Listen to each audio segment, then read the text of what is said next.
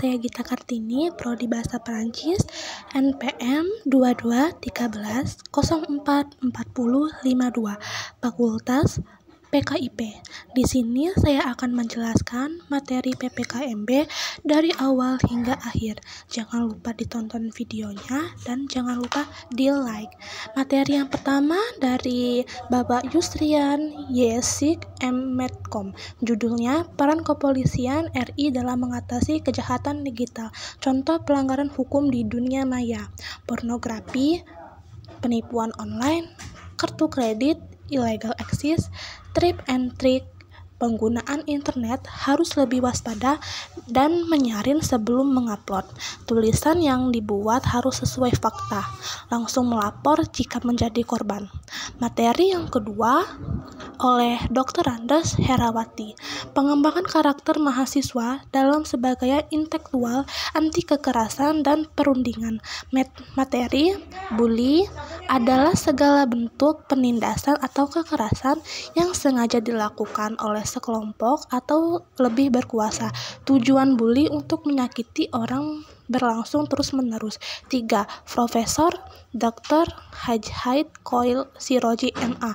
Judulnya Perkembangan Karakter Mahasiswa dalam Aspek Agama.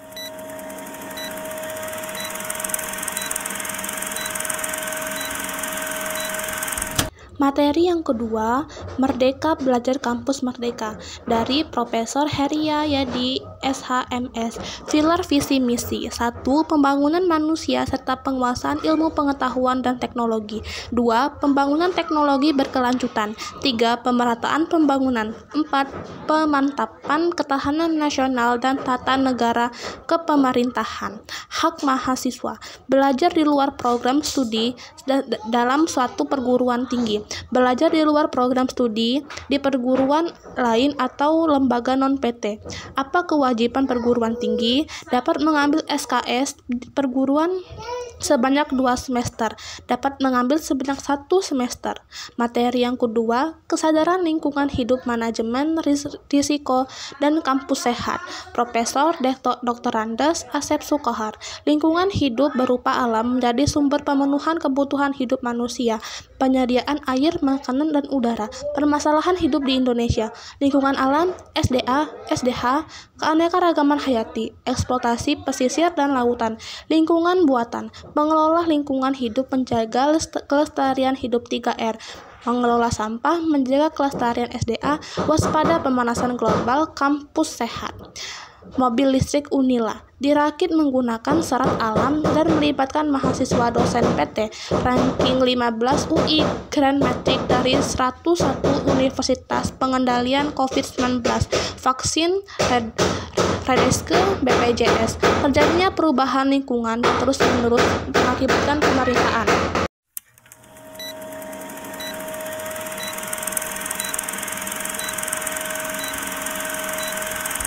3. Materi pembelajaran di perguruan tinggi era 40 plagiarisme hari ketiga PPKMB disampaikan oleh Dr. Andes Patuan Raja MPD. Dia menyampaikan bahwa dosen menganggap bahwa siswa sangat mandiri. Proses pembelajaran di universitas sama SMA itu sangat berbeda. Di kampus akademik itu artinya lulus praktik, ijazah. Tapi kampus juga penting organisasi. Terkait plagiarisme atau penciplakan sama seperti pencurian.